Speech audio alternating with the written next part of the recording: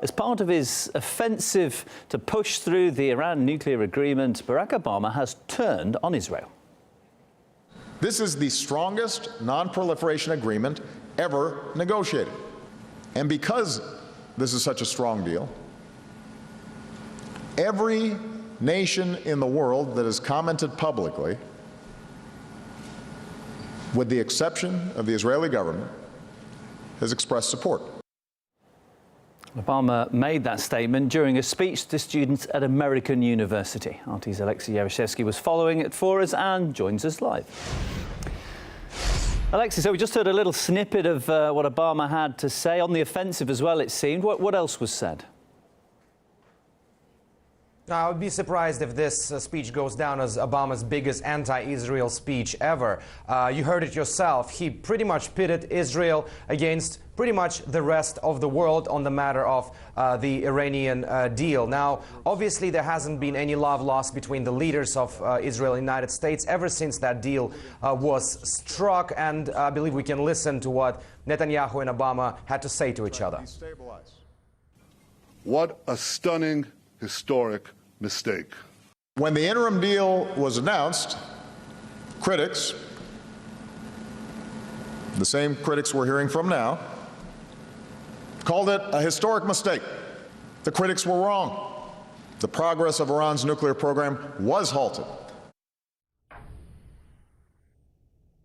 The same verbal confrontation continued today with the Prime Minister of Israel, Netanyahu, saying that he believed the Iranian deal will actually create war in the region, while reportedly Mr. Obama met with the Jewish leaders in America, telling them that if this deal does not go through, then there may be a possibility of U.S. bombing nuclear facilities in Iran, which would result in terror towards Israel. So you can see the situation is really, really difficult there.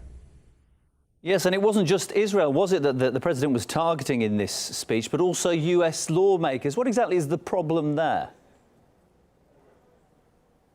Well, you know, we've got used to different sort of political wrangling here in the United States between the president and the Congress. And even today, talking about the Iranian deal, which the Congress is not really keen on signing, as it seems, Mr. Obama went somewhat mocking about some of the lobbyists working within the Congress. Well, it's not a secret he was talking about lobbyists who represent the interests of Israel. Before the ink was even dry on this deal, before Congress even read it, a majority of Republicans declared their virulent opposition. Lobbyists and pundits were suddenly transformed into armchair nuclear scientists, offering multiple and sometimes contradictory arguments about why Congress should reject this deal. Clearly, there's no love lost here as well. And before going on a summer break, the U.S. Congress, some of the congressmen, particularly the Republican ones, made it quite clear they were not keen on signing this deal. Anyone who believes this is a good deal really joins the ranks of the most naive people on the face of the earth. I'm greatly saddened, sickened, and frustrated over this deal. I believe it weakens our national security, and it makes the world a more dangerous place.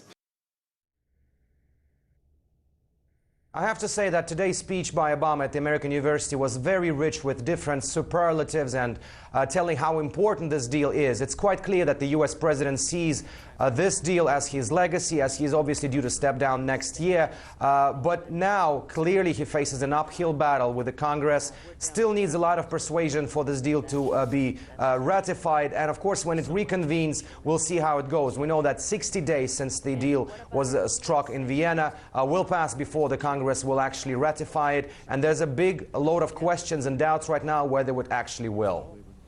Many thanks to our correspondent Alexei Yaroshevsky. There, bringing us the details of that story live from New York.